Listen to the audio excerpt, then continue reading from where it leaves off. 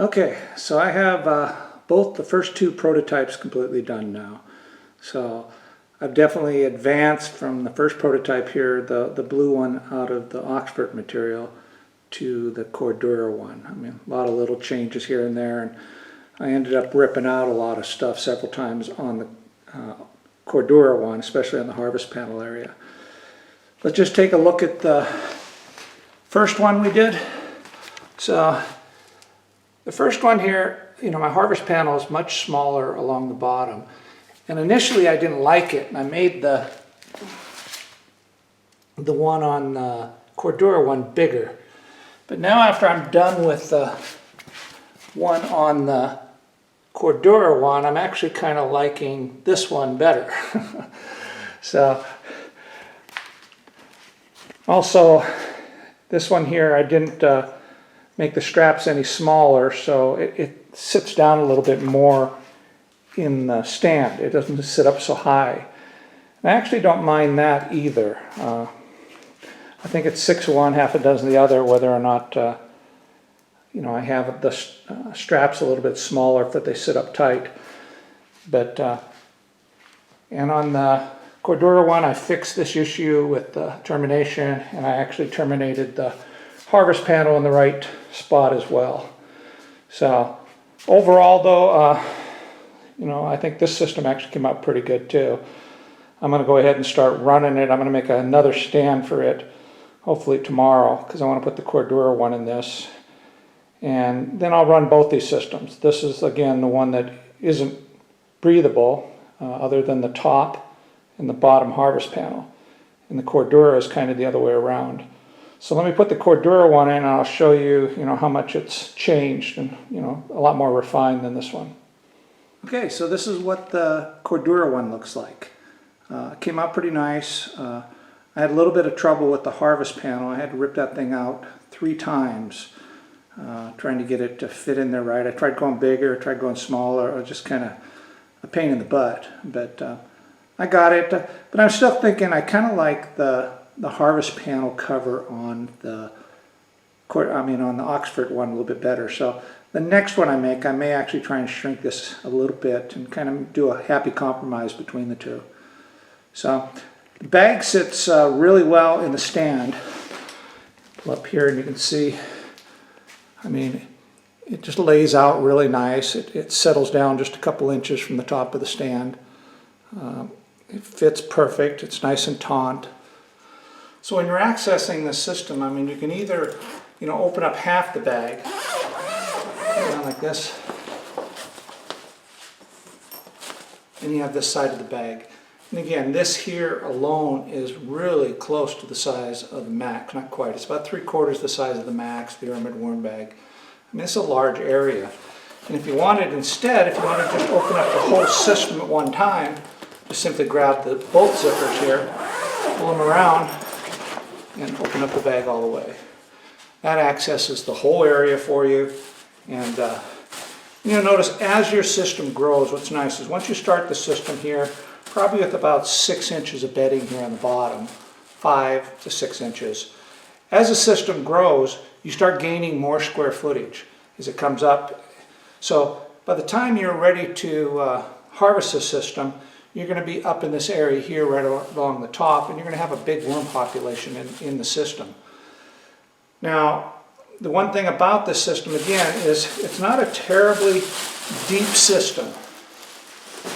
So, I mean, across the top and stuff right here, we're about 14 inches down to the bottom. But you can see the harvest areas are actually pretty small, so you don't really have to worry about everything collapsing down, you know, falling out. As long as you're watching it, you'll easily be able to pop that cover back on and zip it up, put your hand on there and zip the cover if it happened to collapse. But if you have the bag, you know, 3/4 to a little bit more than 3/4 full by the time you do this, there's going to be a big bridge of solid material here, and I don't think it's going to collapse as long as you're harvesting basically from the zipper down. And the zipper is right in this area right here. So this is the area you're going to harvest. And then there's going to be a bridge right here of solid material. Once you've harvested both sides, then again, push on the side of the bags from the outside here, and all this material collapse down into that area, and then you have reset the system. And the next time you're ready to harvest in a month or so, that material will be compacted down pretty good again, and you'll be able to repeat the process.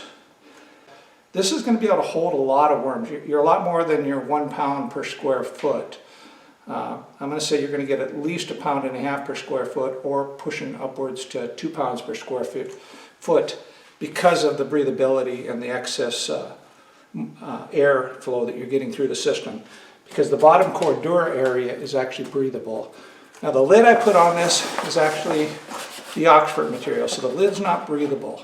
So that's going to kind of counteract all the breathability from the side, and I think between the two, I think you'll be at a really good range on moisture control on the bag. So I'm kind of excited to get this system up and running. So this is going to be the first one that I'm going to go ahead and set up. So this is the third prototype.